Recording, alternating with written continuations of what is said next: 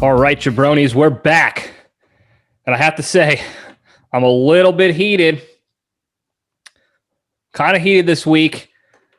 I had a whole other episode planned of different stupid topics to have fun with and bitch about for no real reason, just to make, some entertainment, just so I could talk through some shit, But something came up from my embarrassing alma mater in college that I'm going to talk about in the junction. We're going to get into it in the junction. But first, I want to get through some positive, admin stuff and things like that before I get all hot and bothered again. So real quick, first things first. Next week's episode, I'm looking to do like a Christmas movie review type of how you doing. So what I'm going to be doing is I'm going to be posting. I'll try to do it on my Instagram story, so you could type in, and maybe on Facebook. I'll try to figure it out. I don't know. Just be on the lookout for me posting like a question, like what are your top 5 Christmas movies? And I want to hear, I want to see your feedback. I want to know what your top 5 are, which ones you like. You can, if it's on Facebook, or if you want to put in comments or email to me on why you think that way, provide some background, some evidence. Go a little facts-based with your opinions. That's fine. The more, the merrier.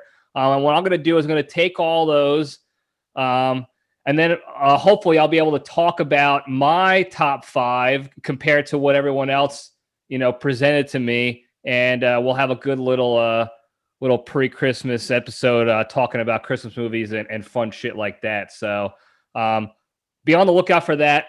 Probably start that on Sunday, but because I record early, it'll only be up for a few days before I have to pull all that information down and start building this quality program for you. So be on the lookout for that. It'll be, I don't know, probably Facebook and Instagram stories. Maybe I'll post it on Instagram longer so that people can comment in.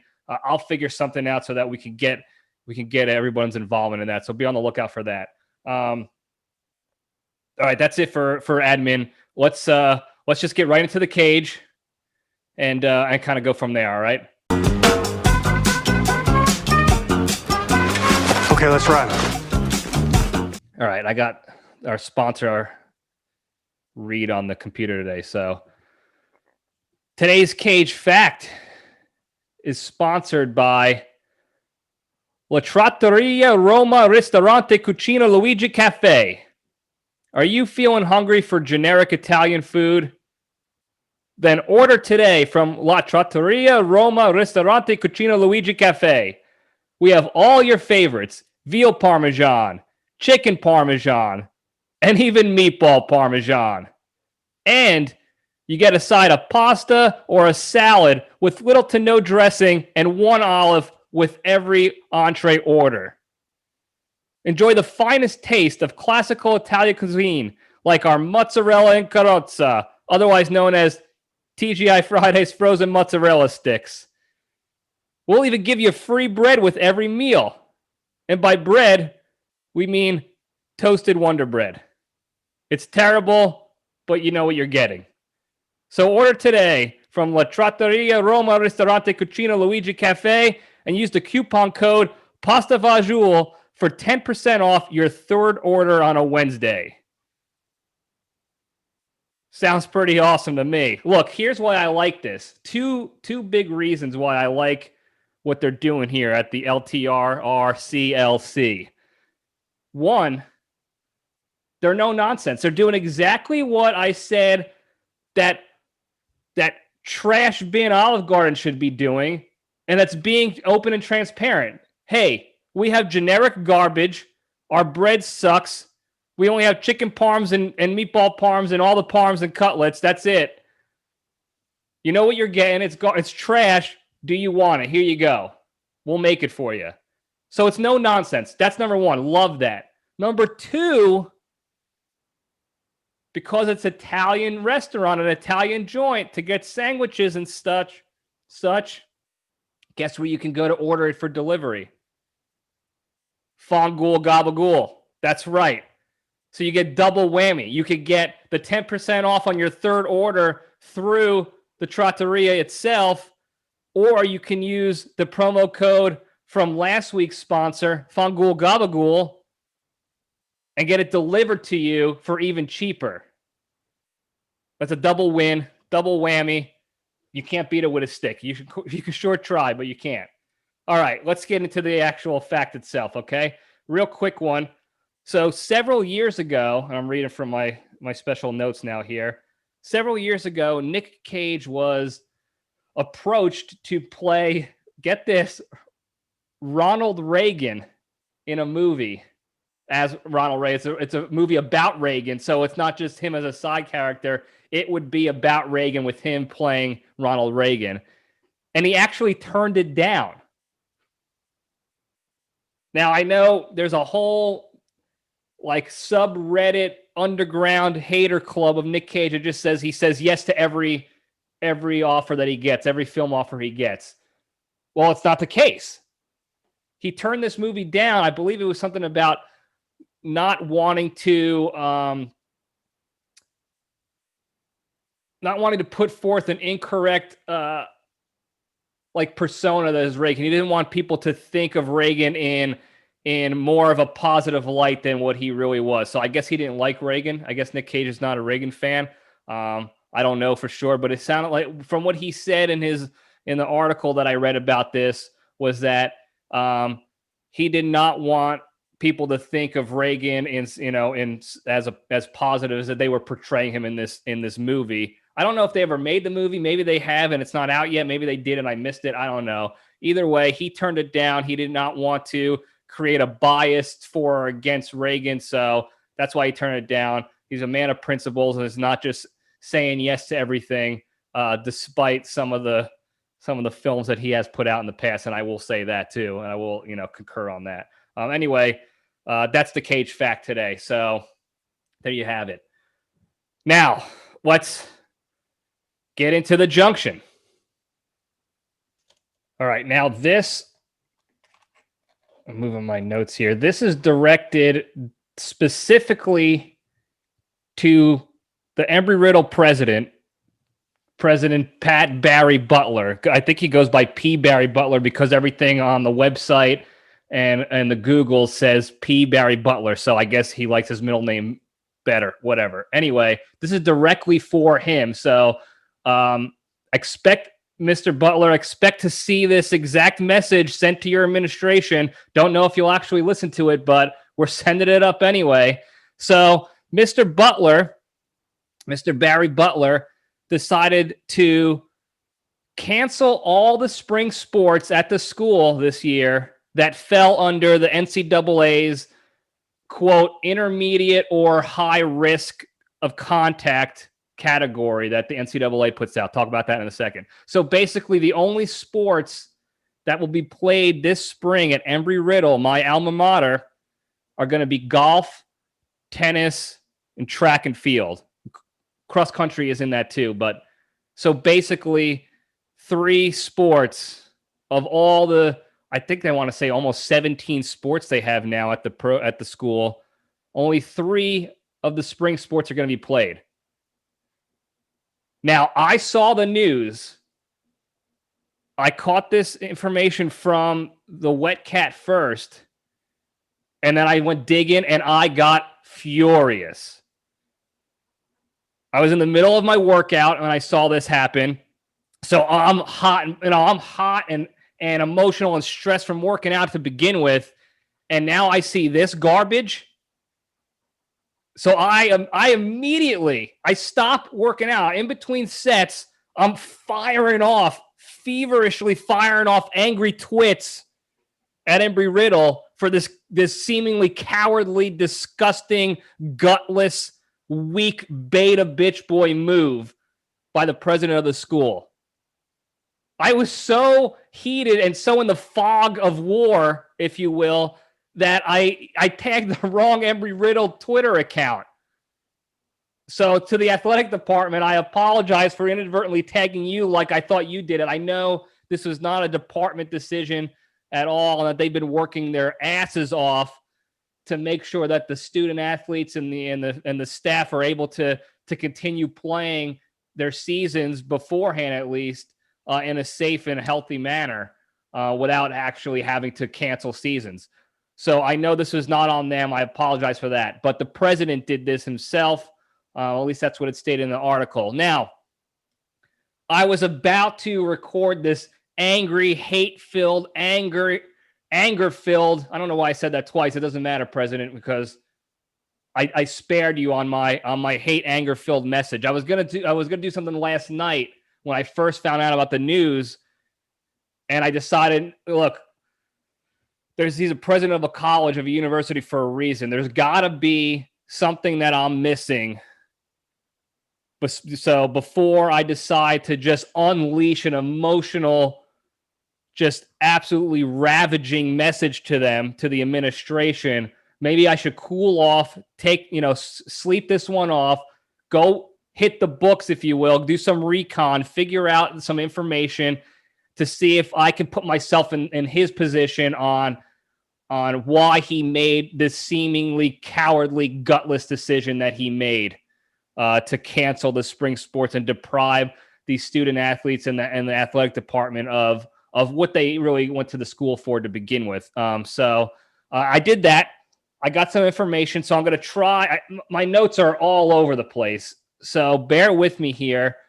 But I want to kind of walk the dog on this one and put myself in P. Barry Butler's shoes for a little bit, your shoes, Mr. President, on where you got your evidence from, why you can justify this decision. Now, I'm sure you have more information than I do. I'm just a jabroni outside alumni who's looking at the internet to find information. So I'm sure the Board of Trustees pushed more info down. You probably had some sort of pressure from the coffers over there that line your pockets. I get that. That's how the corrupt business of colleges works. That's how the criminal enterprise works. So I'm sure you have to answer to those higher ups that pay your salary. But from the information I gathered, I'm still questioning, and I know many other alumni and many other people, to include the student athletes, are probably still wondering how you can make this decision. What pushed you to make this beta week decision to just cancel the sports with no explanation publicly? And I'll get into that in a little bit. So right off the bat, the NCAA put out these COVID risk categories, like I mentioned earlier. There are 3 of them: low, intermediate, and high risk of COVID contact. And it's based on a number of different factors. You can go on their website and check it out.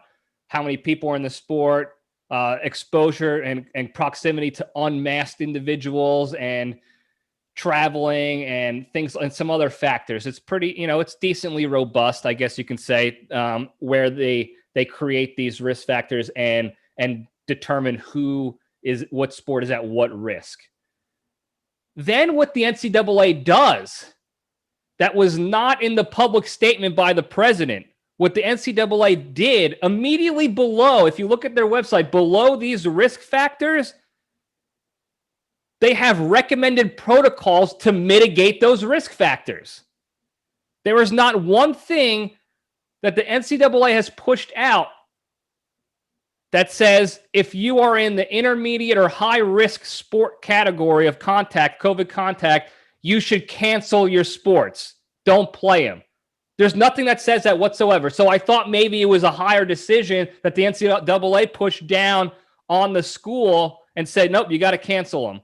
But it wasn't the NCAA. They have recommended protocols for each category that you could do as a school, as an athletic department, to mitigate the higher risk of COVID exposure and contraction, if you will.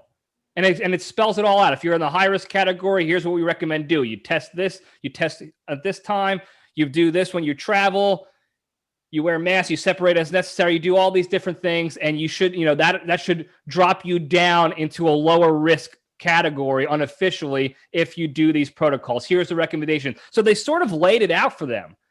They provided at least a good foundation, a good starting block for schools to be able to mitigate the risks. Now, I do want to caveat, because I forgot to earlier, that I am not saying that COVID, the coronavirus, is not real and that we should not care about it. Not one bit. I'm not saying that at all in this rant at all. Completely understand it's a serious thing. There's a lot of different layers that go into making decisions like this, because it's not just about the individual that may or may not care if they get sick, but it's about other people that interact with. Got it. It's a serious thing. I'm not saying it's not.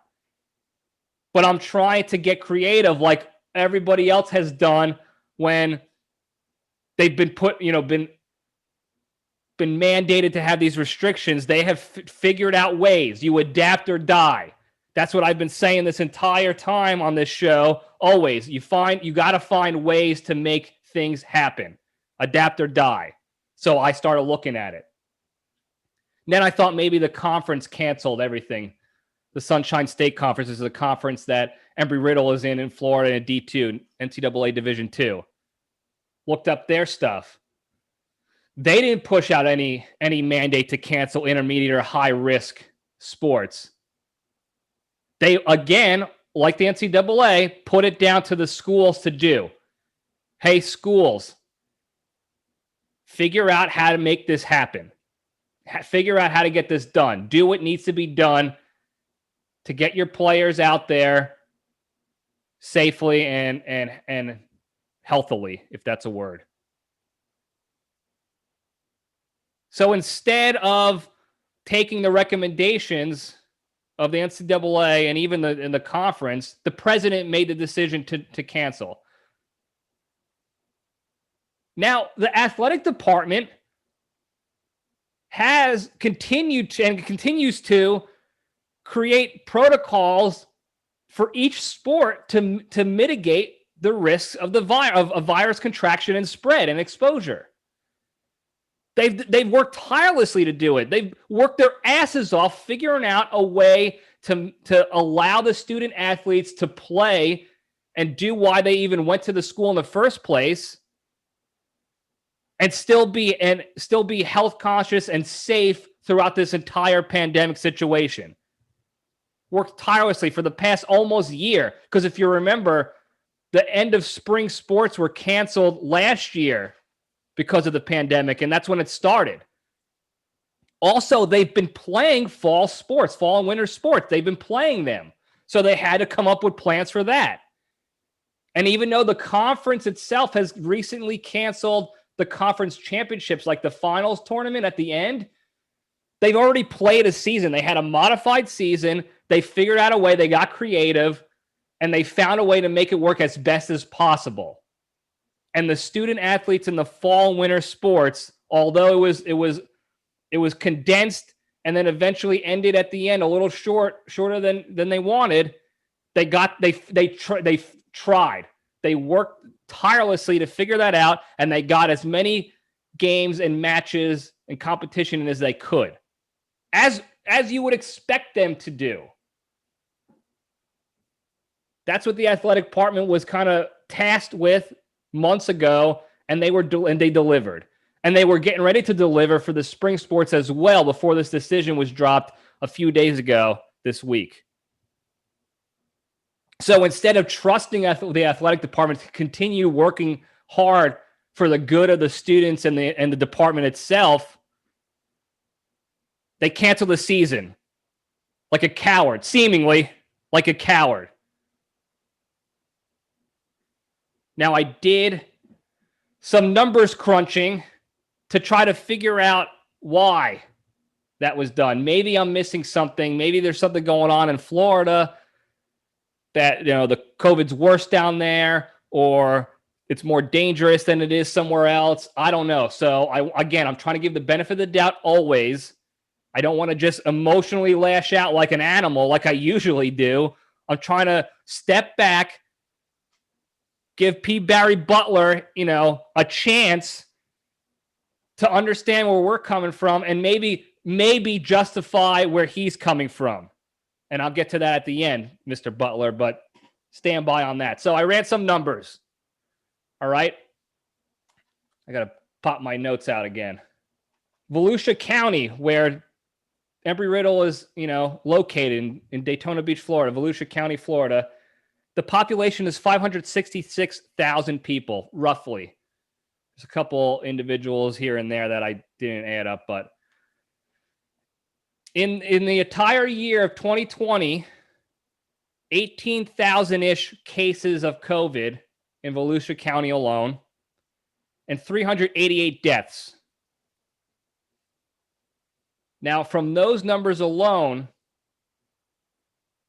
if you got COVID, if you were one of the 18,000 who have gotten COVID in Volusia County, 0.021% of those 18,000 died. And I'm not trying to downplay it saying, oh, it's nothing number. No, I'm not, because any death from a disease is tragic. The fact that we're still losing, we lost 35,000 United States citizens, Americans, from the flu last year alone with the vaccine. We still lost 35,000. That's tough to swallow, okay?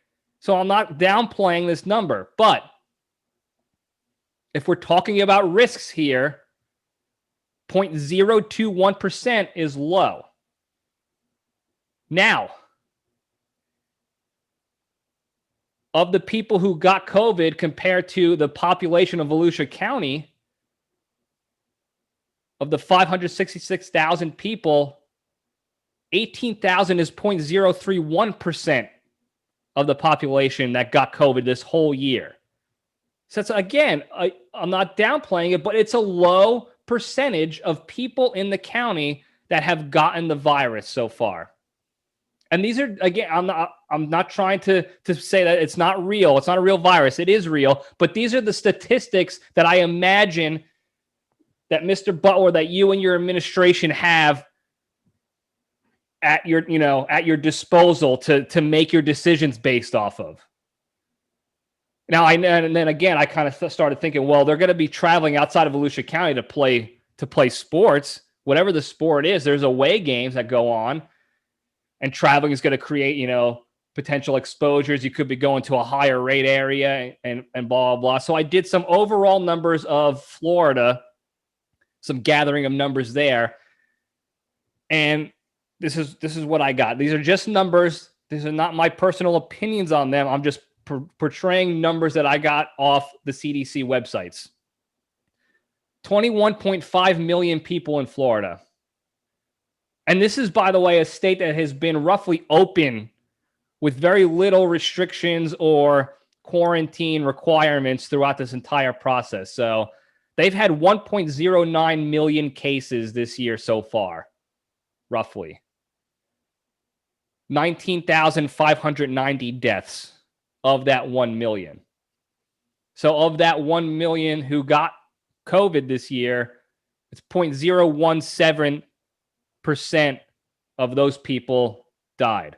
19,000 still not, that's a tough number. It's still a lot of people, but 0.017%. Of the entire population of Florida, 0.05% got COVID. So that 1 million out of 21.5 million.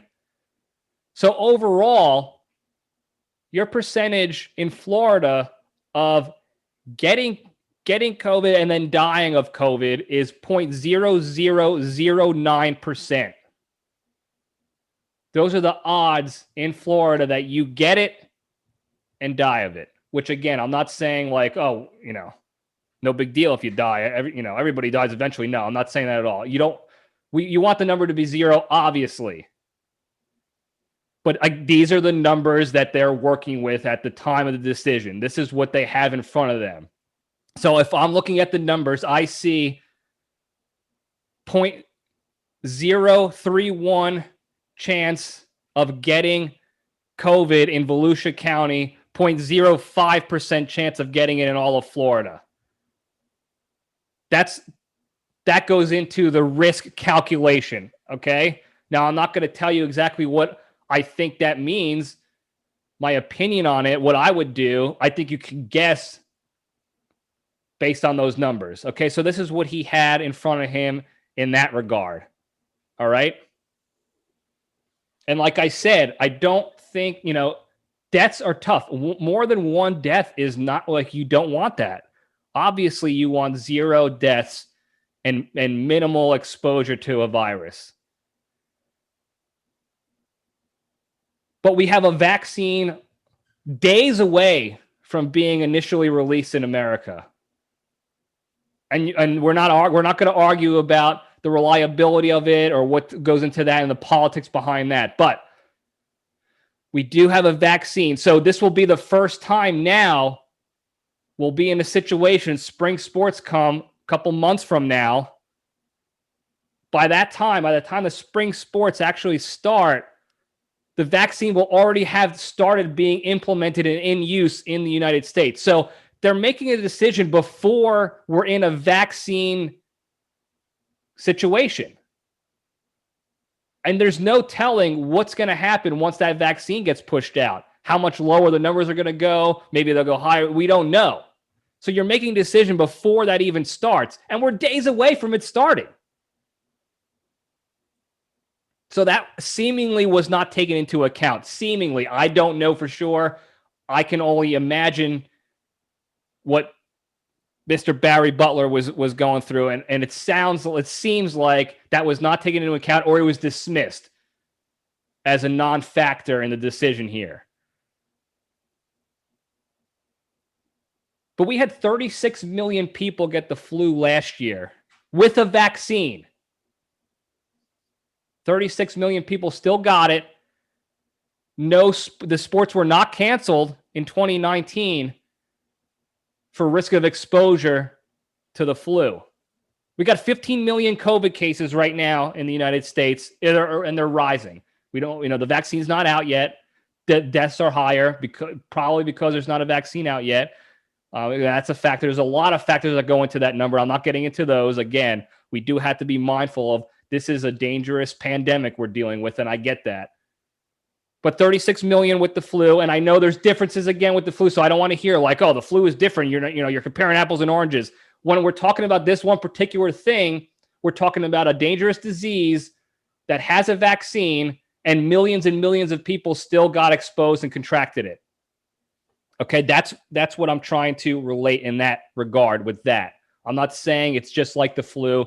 That's another nuanced conversation, a separate topic all in itself. So we're not going to go down that road.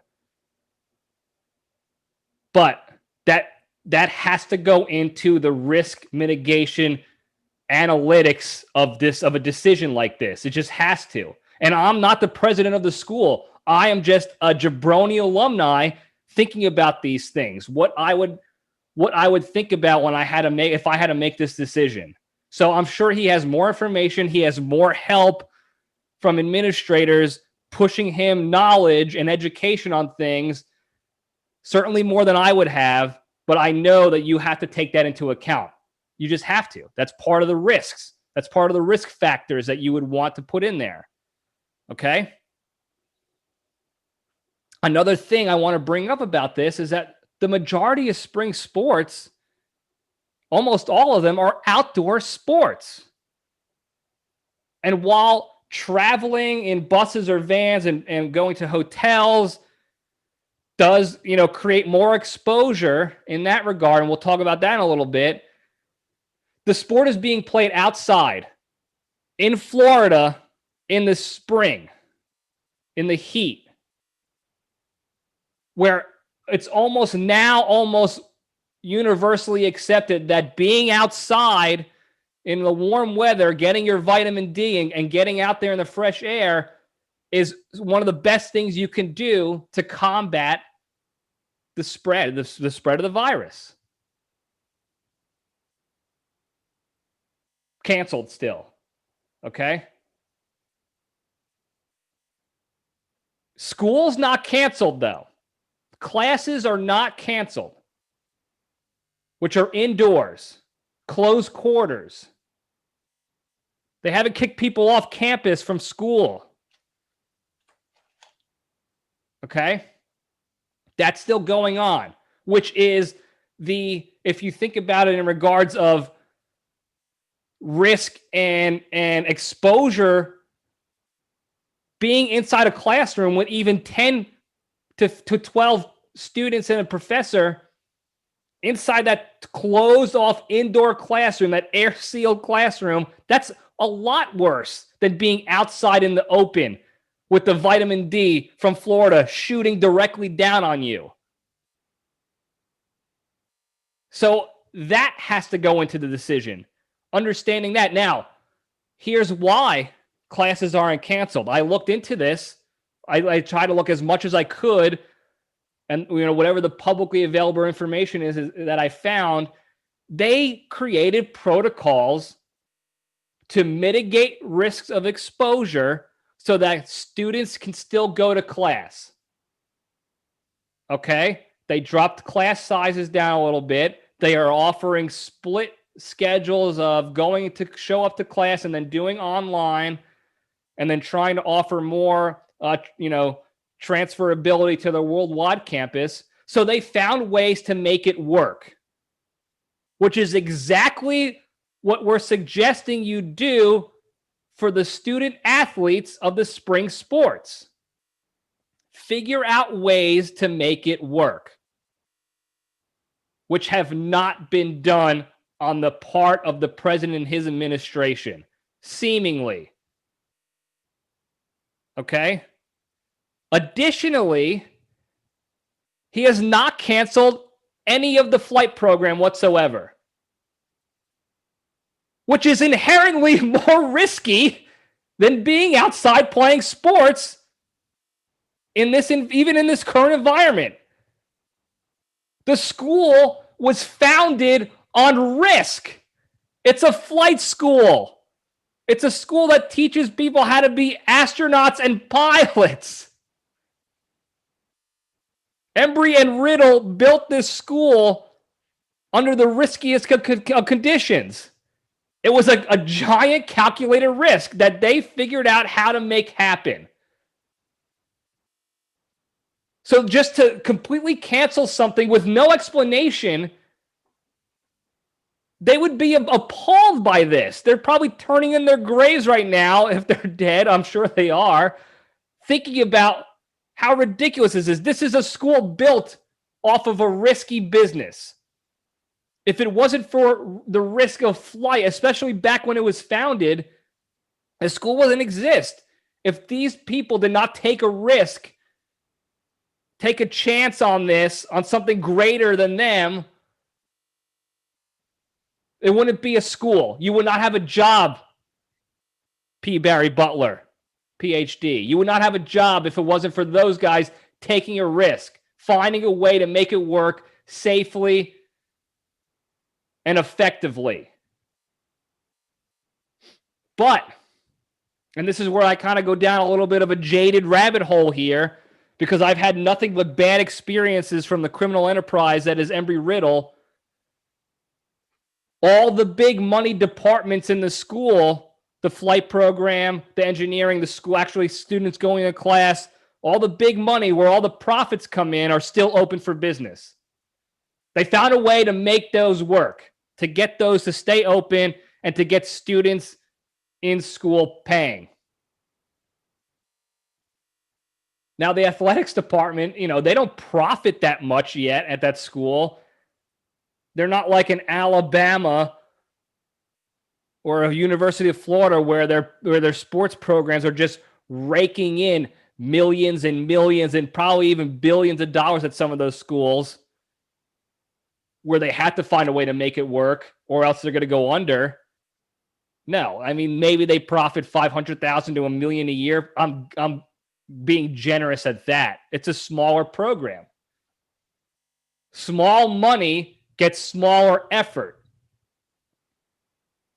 So that's an assessed justification that I'm making, is that smaller money from the athletics department is going to garner a smaller effort from the school administration.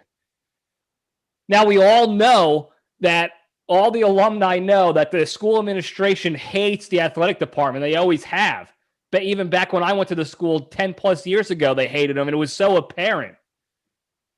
It might be the only school that could get away with the administration despising and actively doing things to put the athletic department down. It might be the only school that can get away with that because their main source of profit is not from athletics just yet. But it's only a matter of time before it is. The sports program continues to grow. It used to be NAIA when I went there. Now it's Division II NCAA. Growing, they doubled the amount of sports available. The facilities are unbelievable now for the sports programs. It's only getting bigger. So it's only a matter of time before the school administration needs the athletic administration department to maintain their profit margins. But not right now. And it's very apparent. And that's not just a conspiracy. It's not just because I'm bitter. It's very apparent. Small money gets small effort. Now, as far as the explanation goes, and I'm reading through my random notes that I have, the public statement put out by the president was that he was looking out for the health and wellness of the students. That was the reason behind it. That's all he said. Another thing he did say, which again, I don't know him. I'm trying to give him the benefit of the doubt. But in my mind, from an outsider's view, is a very sleazy thing that he did here. He was quoted saying that Embry-Riddle believes in the student, person, player mantra of being a total package Embry-Riddle player, student. That mantra was directly stolen from the athletic department. That was created by the old athletic director back when I was at the school there, playing in the sports, on the baseball team. That athletic director created that mantra, student, person, player. That was his thing. And this president, who's only been there for 3 years, is using that as the justification. I couldn't believe it. That was absolutely bananas that he stole that, he plagiarized that, and used that as a reason. It was like a knife right to the side when I read that. And then he says that he's leaving it up to the athletic department and the coaches to figure out the eligibility of the players that now don't have a season and to create their stay strong plans. So maybe he does listen to the show because I am the one who coined stay strong. I say it after every episode. That's my thing. That is an LPDS trademarked program mantra. And he stole that. That's another knife, Mr. Butler. It's almost like you did that on purpose. And again, I'm sure you're a nice guy. Okay, I want to give you the benefit of the doubt. I haven't met you yet. You're a human being as well. But reading that were double daggers. Besides the fact that you're canceling the season, it was almost like you did that on purpose, knowing that we know the truth, that those were stolen mantras, that the school administration had nothing to do with. Stolen. So you're making the decision to cancel, and then you're dumping the responsibility of contingencies and mitigation onto the athletic department. They worked their asses off to come up with a protocol to allow for safe, healthy, effective sports to be played all year round at the school. You cancel that, you dump that, and then you dump more responsibility on them to figure out, hey, I made the decision, now you figure out how to make it work for the kids. These 18 to 22-year-old young men and women who went to the school to play sports. The majority of the people that are playing sports at Embry-Riddle are there because they're getting a couple of scholarship bucks. They're there to play sports. Okay? Now, what do you think is going to happen? That's their livelihood. I know from a higher up outsider's perspective, when you're in quote unquote the real world, it's very easy to say, well, it's just a game. They'll be able to figure it out. It's not the end of their world. As an ex-player, a student athlete who actually knew that sports was not my life. I knew I was not making it pro. I was not trying to go pro in baseball or soccer, any sport I ever played at that higher level. I already knew that my sport competitive days, my competition days in sports would be over at a certain point after college. For a while, I thought it was after high school until I finally made the team, but I knew I was not, my livelihood was not going to be made on sports. So from my perspective, I know how it feels, even from knowing it's not going to be the end of the world for me. I know what it feels like to lose, to get that taken away. Okay? Because at some point, for the majority of those student athletes, they will never play that sport again. After graduation, they are done playing that sport. It is the end of the line for them. So everything that they have done since childhood, little league, whatever rec league they had for soccer or basketball or other sports from childhood, we're talking 20 plus years straight, our entire lives of playing the sport and learning about competition and teamwork and camaraderie and work ethic. It's not just about a game of throwing a ball around or kicking a ball or shooting a ball into a hoop. It's much more than that. And anybody who has played a sport at a competitive level will tell you that. So yeah, you might just be canceling sports games at a school that doesn't care about sports and the kids will get over it. But to them, that's their world. You just crush their current livelihoods. They're 18 to 22 years old. They're not in the real world yet. That is their world. Their world was going to that school to play that sport and to figure out life after that.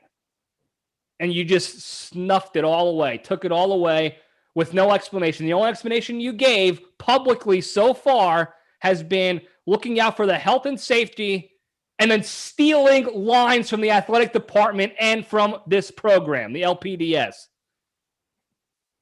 Those are the only public explanations we got. Now, what are these kids going to do?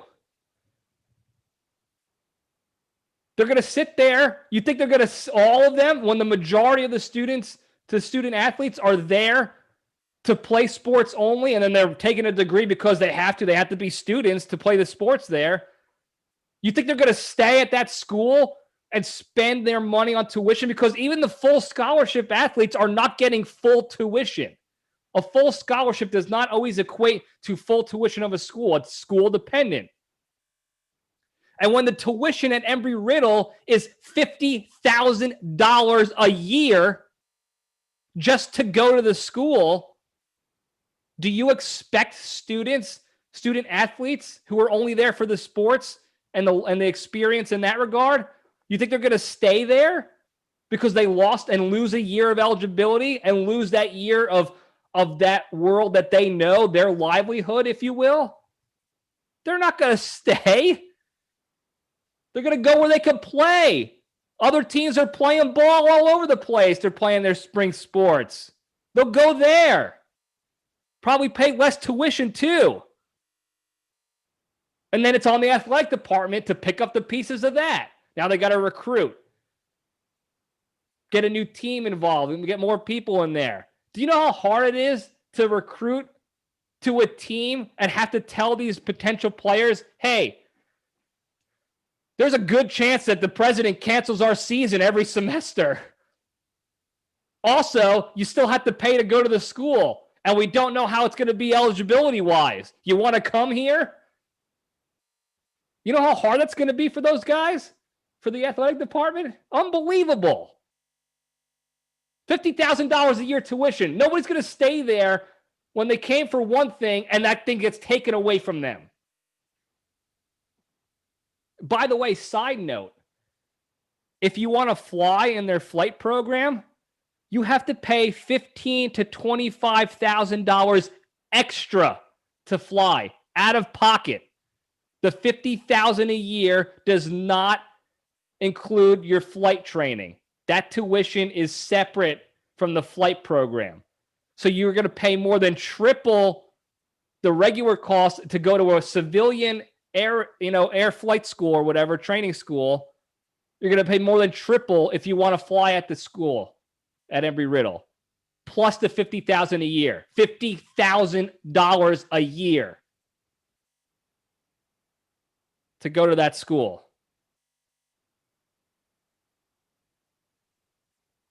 So you're effectively stabbing the athletics department right in the gut, trying to kill them almost by this decision for the quote-unquote health and wellness of the students and the faculty, because you don't want to further expose the faculty with these students, the student athletes traveling around. That's another thing too. While we're on the topic, one of the reasons that I was thinking was, oh, well, they are traveling. They're going to get exposed to other players, other human beings all over the country, or excuse me, all over the state. Maybe that's not good. Florida is still open, guys. Okay? So now with all this extra time on these student athletes' hands, they're college kids. The bars are open. The beach is still open. Miami's still open. Everywhere in Florida is still open for them to do college kid stuff. They're going to be hitting the bars, the strip clubs, the beaches, the spring break parties.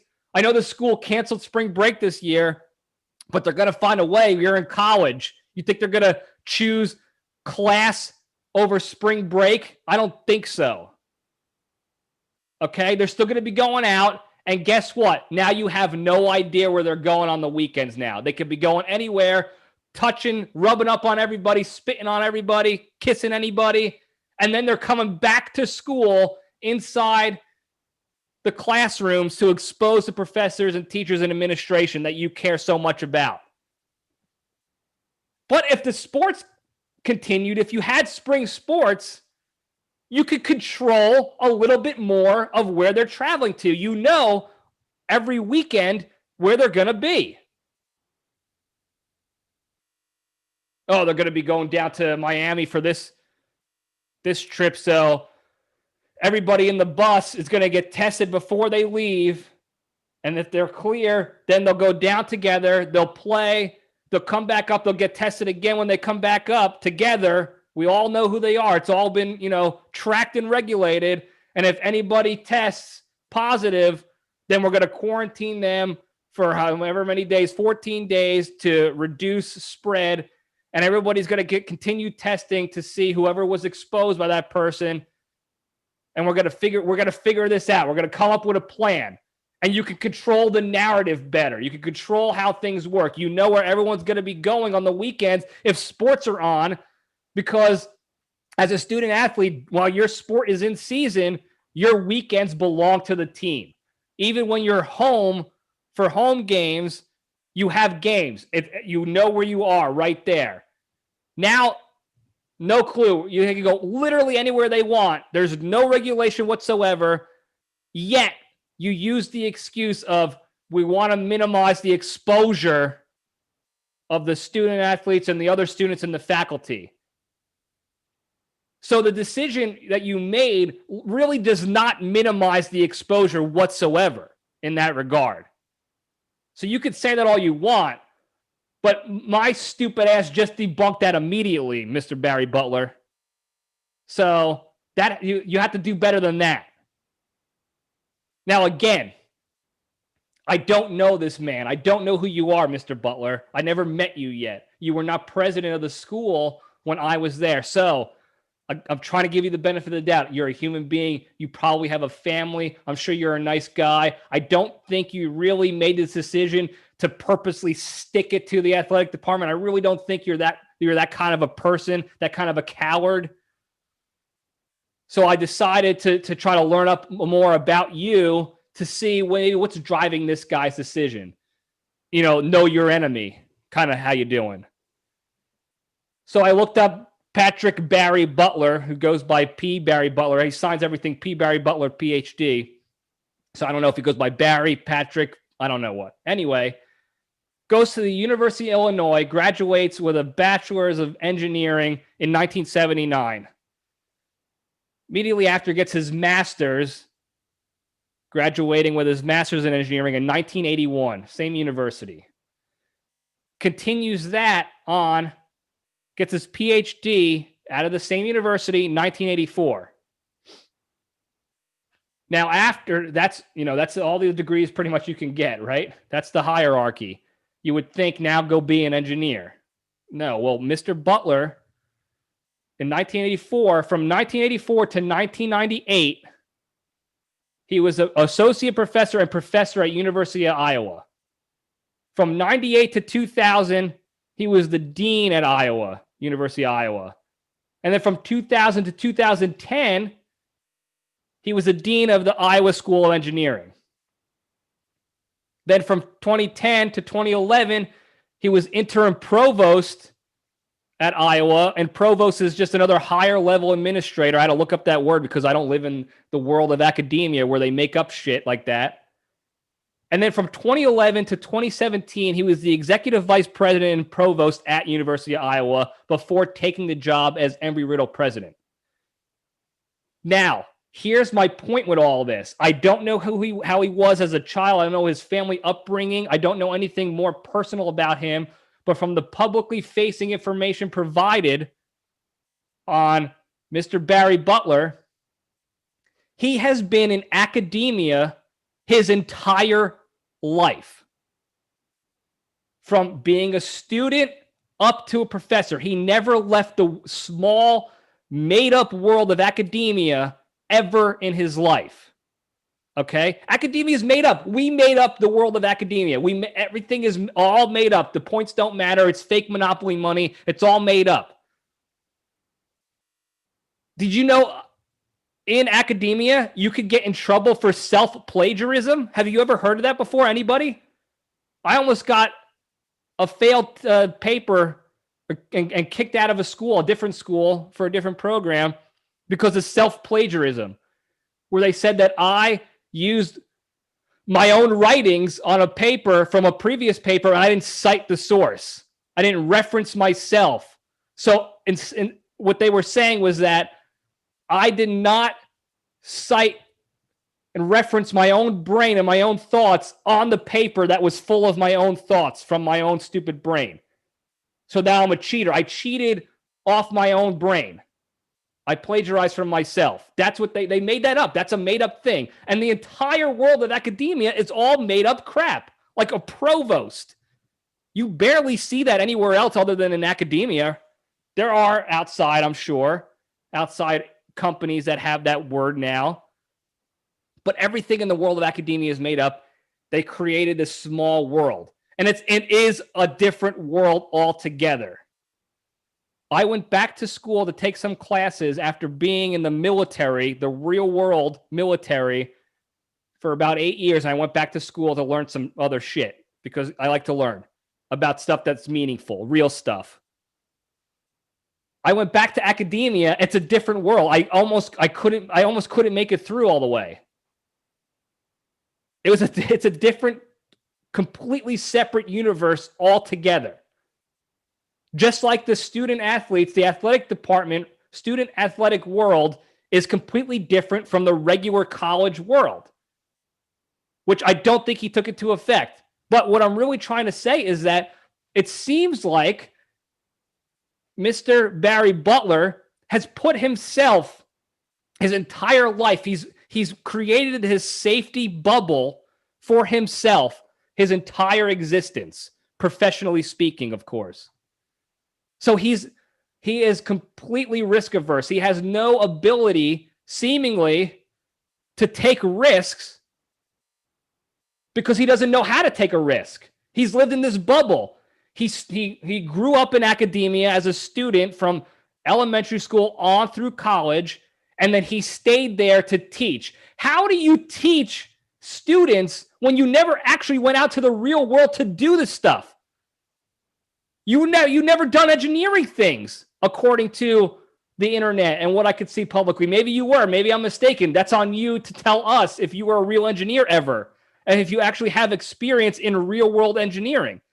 How do you teach and become an administrator and a president of a university when you have no real world experience? You created that bubble for yourself.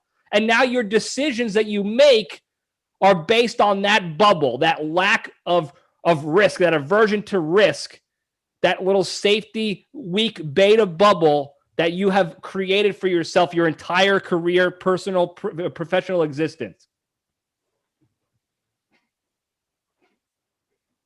So now what I'm asking you, Mr. Barry Butler, is to explain yourself. One of the most frustrating things, as I put my notes away, one of those frustrating things of the entire announcement that was made on their website with the public statement was that you did not explain jack shit to anybody. You claimed worried about health and safety and wellness of the student body and the administrators, and then you stole our lines, and that was it. There was no justification behind it, no real specific laid out justification behind your actions. No defense, no evidence to back up why you're making this decision. You just made a decision, and then you're dumping the responsibility back on the athletic department to figure out how to clear through the dust. So you can see from this perspective why we are so angry and livid at this whole situation. You can't possibly expect people to be in agreement and understand where you're coming from when you're not one bit transparent in anything that you have done with this entire situation whatsoever. And I've laid out as many reasons as I possibly can think of why I can try to justify why you made the decision. But then again, I debunk myself every time. There are so many reasons why this does not make sense. And only one reason why it might make sense, and even that is not a good reason. Health and safety is not a blanket terminology, a blanket phrase or excuse you could just use and think you're going to be okay and come out unscathed. Okay, people are smarter than that. Your alumni are smarter than that. We went to Embry-Riddle. It's actually a good school, believe it or not, despite how I feel about being a criminal enterprise. You get a good education there. The professors try hard for the most part, most of them. We're not idiots, okay? You owe everybody an explanation. You owe the alumni an explanation who have been giving money back to the school, most of them, after paying exorbitant amounts of money just to go to the school to begin with. You certainly owe the athletic department an explanation after the work they have done day in and day out since this pandemic to figure out a way to make things work safely for the students and the people of the programs. You owe them an explanation. And mostly you owe the student athletes an explanation. You took away the most important thing in their current lives right now outside of their families. You took away the most important thing to them that brought them the most joy, taught them the most real world type of things and concepts, and you pulled the rug right out from underneath them. You owe them an explanation.